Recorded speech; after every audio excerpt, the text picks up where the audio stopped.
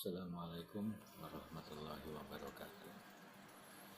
Yang saya hormati fasilitator dan praktik pengajar pendidikan guru penggerak Provinsi Kalimantan Selatan, dan yang saya hormati, yang saya banggakan, rekan-rekan calon guru penggerak khususnya angkatan 10. Pertama-tama, mari kita memanjatkan puji syukur kepada Allah Subhanahu wa Ta'ala atas segala limpahan rahmat dan karunia-Nya kepada kita semua, sehingga pada malam hari ini khususnya saya dapat kembali bersua dengan Bapak Ibu semua, guru-guru hebat di Indonesia yang tergabung dalam suatu gerakan prakarsa perubahan pendidikan di Indonesia, yang mudah-mudahan seluruh daripada cita-cita kita untuk menciptakan pendidikan yang berkualitas yang terpusat kepada siswa itu akan tercapai dan dikabulkan oleh Allah Subhanahu wa Ta'ala. Amin Allahumma. Tak lupa marilah kita aturkan keharibaan junjungan kita bersama baginda Rasulullah Sallallahu Alaihi Wasallam. Mudah-mudahan kita dikumpulkan beliau di surga Firdaus Allah Subhanahu Wa Taala. Amin Allahumma. Rekan-rekan semua, pada malam hari ini saya akan menyampaikan kesimpulan secara umum terkait apa yang sudah saya dapatkan pada modul 1.1, 1.2, 1.3 sampai dengan 1.4. Adapun yang saya dapat gambaran seperti ini Bapak Ibu, bahwa terjadi bagi diri saya terjadi sebuah pergeseran pemikiran yang awalnya sebagaimana yang saya katakan, mungkin yang menjadi pemikiran Ki Hajar Dewantara itu adalah bukan sesuatu yang baru bagi saya, karena kebetulan saya juga sudah puluhan tahun berkecimpung di dunia pendidikan di semua level jenjang pendidikan. Namun ternyata alhamdulillah, ketika saya mencoba untuk open minded, terbuka pikiran, perlahan-lahan mengkaji, memahami apa yang menjadi substansi pemikiran Ki Hajar Dewantara, maka saya dapat mengatakan bahwa apa yang menjadi pemikiran Ki Hajar Dewantara itu bagaikan bunga-bunga yang bersemi di pagi hari. Artinya mencerahkan pemikiran saya, mencerahkan pemahaman saya akan satu di antaranya, hal yang teramat penting, yaitu bagaimana kita memandang, bagaimana kita memperlakukan siswa kita sesuai dengan apa yang menjadi hakikat kodrat diri manusia.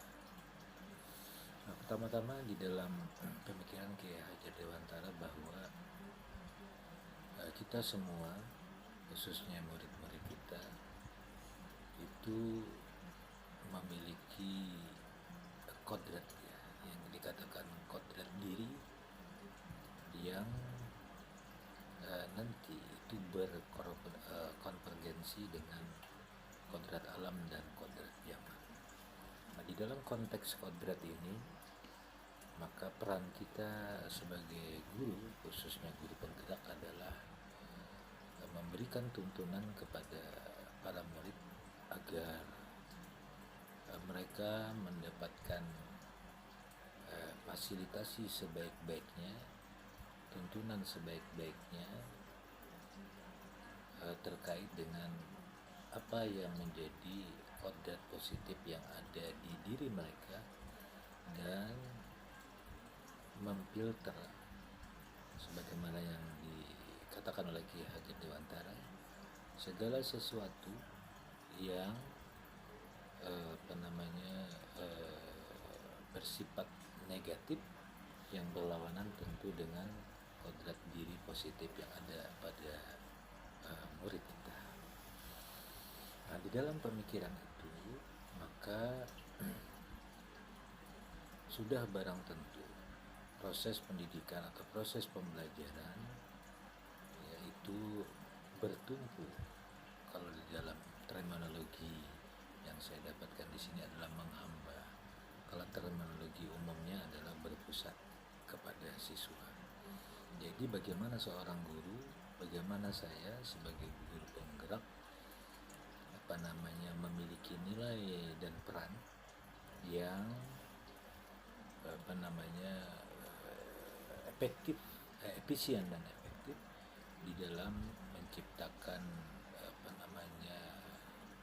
konteks umum atau budaya pembelajaran yang mampu menghantarkan siswa ke dalam pencapaian hakikat pencapaian sebenarnya daripada proses pendidikan yang mereka jalani, yaitu bagaimana mencapai kebahagiaan dan keselamatan yang setinggi-tingginya berdasarkan kodrat diri mereka yang unik, yang berbeda dengan satu dengan yang lain.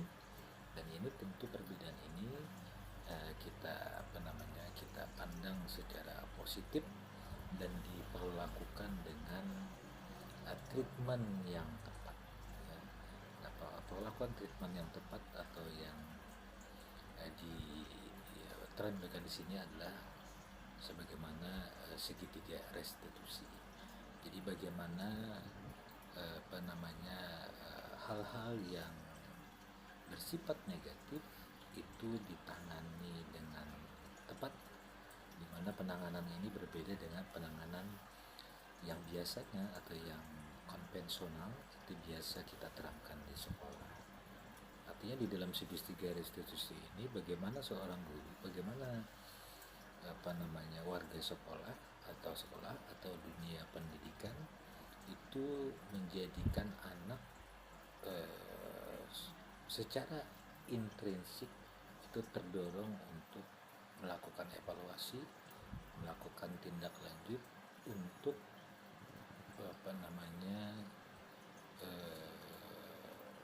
menjalankan nilai-nilai kebajikan secara universal yang mereka yakini, yang mereka percayai, yang mereka hargai di dalam konteks kehidupan mereka masing-masing. Nah, disinilah saya rasa dua hal ini yang menjadi aspek yang paling penting atau pembeda dari apa yang sudah saya dapatkan sebelumnya di dalam pengalaman saya selama mengajar. Nah, kemudian yang berikutnya Bapak Ibu semuanya, bahwa di dalam konteks sekolah ya di mana saya mengajar, yang perlu diketahui bahwa budaya lokal di sekolah kami atau di masyarakat itu memang agak bersinggungan ya dengan budaya positif atau disiplin positif yang kita akan galakkan atau yang sedang digalakkan. Jadi konstruksi budaya di sekolah saya itu menjalani sebuah transisi yang luar biasa. Jadi bagaimana anak-anak itu ya pada awalnya mereka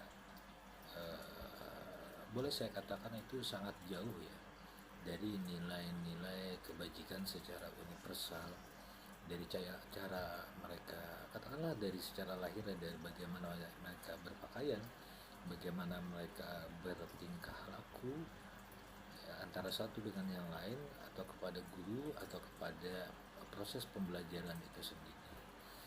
Nah, kami di sini khususnya saya mencoba untuk secara perlahan-lahan ya, tidak secara langsung sebagaimana yang dipaparkan pada segitiga restitusi, yaitu membangun nilai-nilai kebajikan secara universal kepada diri mereka secara bertahap, secara intrinsik begitu ya.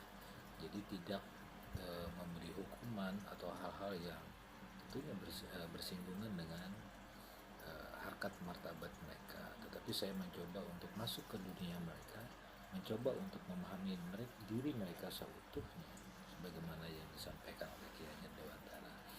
Lalu saya menerapkan pendekatan-pendekatan yang mencoba untuk mengkonstruksi daripada nilai-nilai kebajikan yang ada secara universal, sehingga mereka menyadari bahwa nilai-nilai itulah hakikat daripada keyakinan yang harus mereka miliki.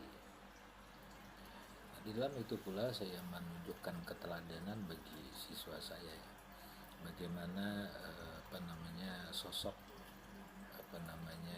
orang yang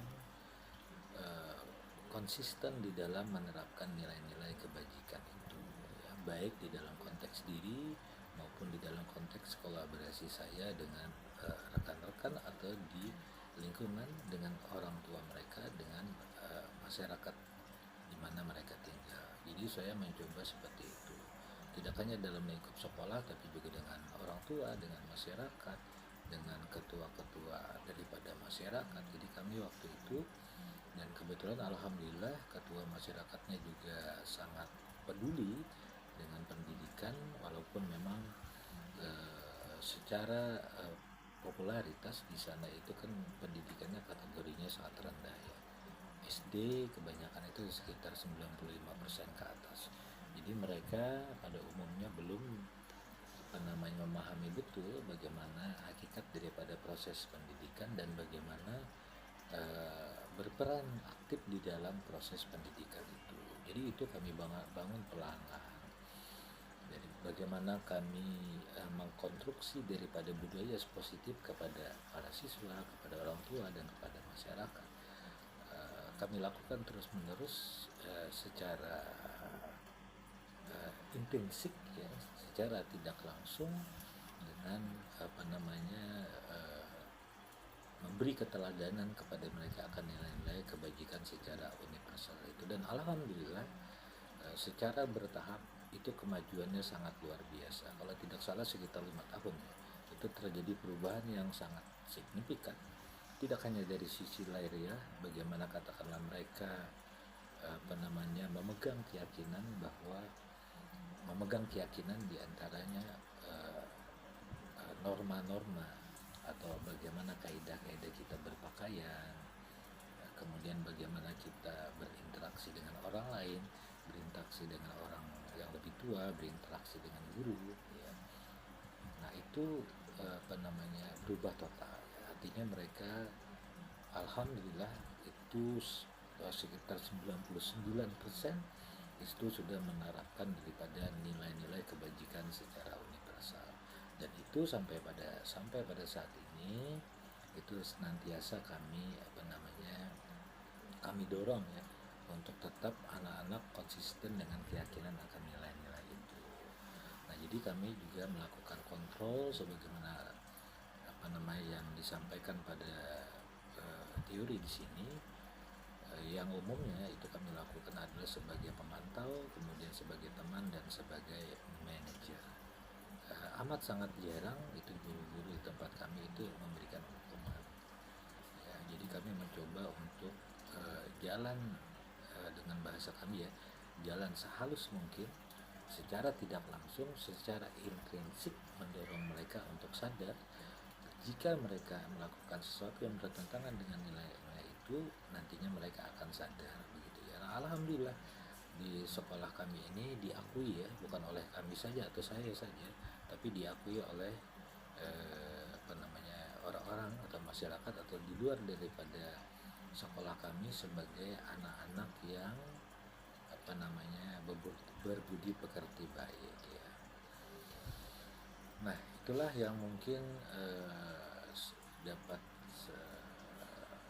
saya ceritakan ya, tentang bagaimana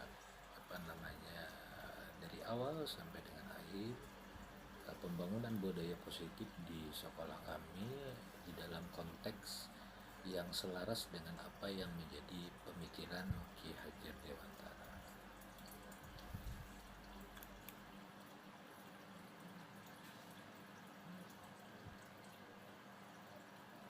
tentunya dengan pemikiran baru seperti itu yang dilandasi dengan pemikiran kajian Dewantara, itu saya jujur ya merasa seperti seorang yang baru, yang mengerti bagaimana kita memandang diri siswa, bagaimana kita mengelola proses pendidikan yang berpusat kepada siswa. Itu luar biasa sekali dampaknya kepada saya, memberikan saya dorongan secara intrinsik untuk dapat melakukan perubahan, tentunya diawali dengan perubahan diri saya yang nanti akan saya tularkan di sekolah saya untuk katakanlah kembali memperkuat daripada pencapaian tujuan umum pembelajaran sebagaimana yang dikatakan yaitu menjadikan siswa-siswi atau murid yang mencapai kebahagiaan dan keselamatan yang setinggi-tingginya. Demikian Bapak Ibu yang dapat saya sampaikan pada kesempatan kali ini. Salah hilap saya mohon maaf. Wassalamualaikum